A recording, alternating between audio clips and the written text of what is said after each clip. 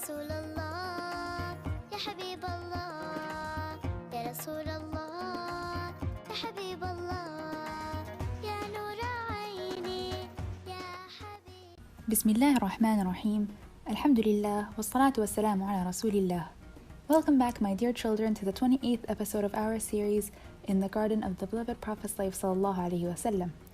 Today's topic is the migration to Al-Madinah. How are you, my dear friends? You must be excited to know what happened with our beloved Prophet sallallahu alaihi wasallam and his companions on his migration to Yathrib, in what is considered the most important migration in the history of mankind.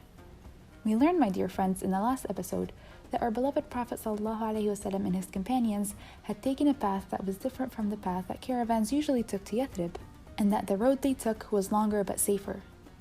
And despite that, they were followed by a horseman from the Arab Knights, and he was Suraq ibn Malik, and he was hoping to receive the big reward that Quraysh had promised. Suraqa hurried towards them with his horse, and he was holding a spear in his hand. But when he approached them, something strange happened to him. The legs of his horse had sunk into the hard ground, and the horse fell onto its belly, and Suraqa was thrown off of its back. However, Suraqa, who was greedy for the award, returned on top of the horse, and he attempted again to catch up with them a second and third time. However, his horse's legs would sink into the ground every time, and that is when he knew that he was forbidden from harming them. So he called for them to stop and speak with him, and he offered them food and provisions. But they told him that they have no need for his food, but asked him to cover for them. And that is what happened, my dear friends. Suraqa had transformed by Allah's grace from a man seeking a bounty to one of the protectors of our beloved Prophet sallallahu alaihi wasallam. And after the Prophet ﷺ and his companions had passed halfway through the road, they reached a tent of a woman called Ma'bad, whom caravans would pass by, and she would offer them food and water. And her tribe during that year had been struck by poverty, as their sheep produced no milk or meat. And when they asked her for sustenance, she said, "I only have one skinny sheep that produces no milk." But the Prophet ﷺ asked her to bring an empty bowl and asked for permission to milk her sheep. And then the Prophet ﷺ wiped his hand over the sheep's udder, and he said, "Bismillah." And the udder became filled with milk by the will of Allah, and he filled the bowl with milk, and they all drank from it. And then he filled the bowl again and left it for her as it was. And then they left amidst the shock of Ma'bad and her curiosity. And the caravan continued on under Allah's care until they arrived near Yathrib after 8 days of traveling in the desert.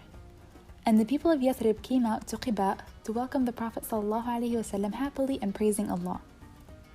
The Prophet and his companions spent several days there to rest, and he set the foundation of the Masjid of Quba, and then left and entered Yathrib surrounded by his maternal uncles from Bani Najjar holding out their swords. The Prophet ﷺ lowered the harness of his camel and told the people to leave it as it was following orders. And the camel walked until it reached land owned by Bani Najjar, and that land was then assigned to be Al-Masjid al-Nabawi, or the Prophet's mosque. And the Prophet ﷺ stayed in the closest house there, so he became the guest of Abu Ayyub al-Ansari, may Allah be pleased with him. That day was a day of festivity and happiness to the people of Yathrib, and since that day, the city became known as Al-Madinah al-Munawwara, or the Enlightened City.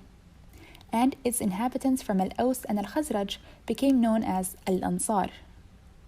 So what was the first thing our beloved Prophet ﷺ did after his arrival to Al-Madinah? And how did he unite the Muhajirin, or the migrators from Mecca, and Al-Ansar? And what is the story of the fever of Al-Madinah?